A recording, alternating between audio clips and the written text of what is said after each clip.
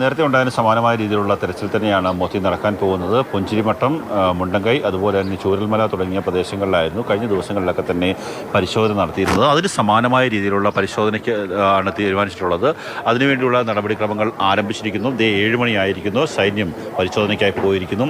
അത് ഒരു കൃത്യമായ അവരുടെ ഒരു ദിനചര്യ പോലെ മാറിയിരിക്കുന്നു. കൃത്യം 7 മണിക്ക് ആദ്യം സൈന്യം വേലിപ്പാലം കടന്ന് രക്ഷാപ്രവർത്തനത്തിനായി തിരച്ചിലിനായി പോകുന്നു. അവരുടെ ഈ മൃതദേഹങ്ങൾ കണ്ടെത്താൻ പരിശീലനം നേടിച്ച നായയടക്കമുള്ള കാര്യങ്ങളൊക്കെ തന്നെയുണ്ട്.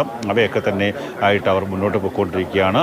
അപ്പം തന്നെ ഇന്നലെ മുതൽ അത്യാധുനിക സംവിധാനങ്ങളുള്ള റഡാർ സംവിധാനം അടക്കം ഇവിടേക്ക് എത്തിച്ചിരിക്കുന്നു. ഡ്രോൺ സംവിധാനത്തിൻ്റെ കൂടി അടിസ്ഥാനത്തിലുള്ള പരിശോധനയാണ് ഇപ്പോൾ നടന്നുകൊണ്ടിരിക്കുന്നത്. ഇന്ന് പ്രധാനമായും 3 സ്ഥലങ്ങൾ കേന്ദ്രീകരിച്ച് പ്രധാനമായും ഇന്ന് IG കെ സേതുരാമൻ അദ്ദേഹവുമായി രാവിലെ സംസാരിക്കുമ്പോൾ അദ്ദേഹം പറയുന്നത് മലമ്പ്രദേശം, അതായത് പുഞ്ചിരിവട്ടം, അതുപോലെ തന്നെ മുണ്ടക്കൈ തുടങ്ങിയ പ്രദേശങ്ങളിൽ തിരച്ചിൽ കുറച്ചുകൊണ്ട് നിർത്തുക എന്നല്ല പറയുന്നത്. അപ്പോൾ അവിടുത്തെ കഴിഞ്ഞ ദിവസത്തിന് കുറച്ച് തിരച്ചിൽ കുറയ്ക്കുക. അപ്പം തന്നെ താഴെ പ്രദേശത്തേക്ക്, അതായത് ചൂരൽമല ഭാഗത്തേക്ക് വെള്ളം ഒഴുകിയെത്തി ചൂരൽമല ഭാഗത്തേക്ക് തിരച്ചിൽ വ്യാപകമാക്കാനുള്ള തീരുമാനത്തിലേക്കാണ് എത്തിയിരിക്കുന്നത്. ഇന്നലെ ഉണ്ടായ മറ്റൊരു പരാതി എന്ന് പറയുന്നത് ഭക്ഷണം കൃത്യസമയത്ത് ലഭിക്കുന്നില്ല എന്നുള്ള ഒരു പരാതി ഉണ്ടായിരുന്നു. അത് ഒഴിവാക്കാൻ വേണ്ടിയുള്ള ക്രമീകരണങ്ങൾ ഇപ്പോൾ പോലീസിൻ്റെയും റവന്യൂ വകുപ്പിൻ്റെയും ഭാഗത്ത് നിന്ന് ഉണ്ടായിട്ടുണ്ട്. അതിൽ ഏറ്റവും പ്രധാനപ്പെട്ട കാര്യം എന്ന് പറയുന്നത് ഇപ്പോൾ ഈ ഓരോ സ്ഥലങ്ങളിലും 4 സോണുകളായി കേന്ദ്രീകരിച്ച് അവിടെ ഭക്ഷണ കൗണ്ടറുകൾ സ്ഥാപിക്കുക എന്നുള്ളതാണ്.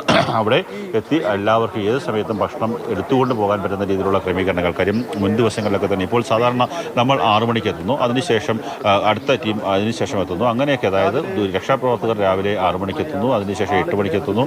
അങ്ങനെ എത്തുന്ന പല ആൾക്കാർക്കുമാണ്, വൈകി എത്തുന്ന പല ആൾക്കാർക്കുമാണ് ഭക്ഷണം ലഭിക്കാത്ത ഒരു സാഹചര്യമുള്ളത്. നമുക്കിപ്പോൾ ദൃശ്യങ്ങളിൽ നിന്ന് കാണാൻ സാധിക്കുന്നത് സൈനിക ഉദ്യോഗസ്ഥർ അവരുടെ ഈ ഡിപ്ലോയ് ചെയ്യുന്ന ഈ ഉദ്യോഗസ്ഥരെ എവിടേക്കൊക്കെ മാറ്റണമെന്നുള്ള കാര്യങ്ങൾ, എങ്ങോട്ടൊക്കെയാണ് വിടേണ്ടതെന്നുള്ള കാര്യങ്ങൾ കണക്കെടുത്ത് മുന്നോട്ട് പോവുകയാണ്. മുൻ ദിവസങ്ങളിൽ നിന്ന് വ്യത്യസ്തമായുള്ള മറ്റൊരു കാര്യമെന്ന് പറയുന്നത് ഇവിടേക്ക് എത്തുന്ന ആൾക്കാരുടെ എണ്ണം കൃത്യമായി രേഖപ്പെടുത്തുന്നുണ്ട്. എത്ര ആൾക്കാർ ഇവിടേക്ക് എത്തുന്നുണ്ട് എന്നുള്ള കാര്യത്തിലേക്ക് ഒരു വ്യക്തമായ കണക്കെടുക്കുന്നുണ്ട്. വരുന്ന സമയത്ത് തന്നെ റവന്യൂ വകുപ്പിൻ്റെ നേതൃത്വത്തിലുള്ള ഒരു കണക്കെടുപ്പ് ഇവിടെ നടക്കുന്നുണ്ട്. നമ്മളടക്കമുള്ള ആൾക്കാരുടെ കണക്ക് ശേഖരിച്ച ശേഷമാണ് അത് നമ്മളെ അടക്കമുള്ള ആൾക്കാരെ അകത്തേക്ക് കയറ്റിവിടുന്നത്.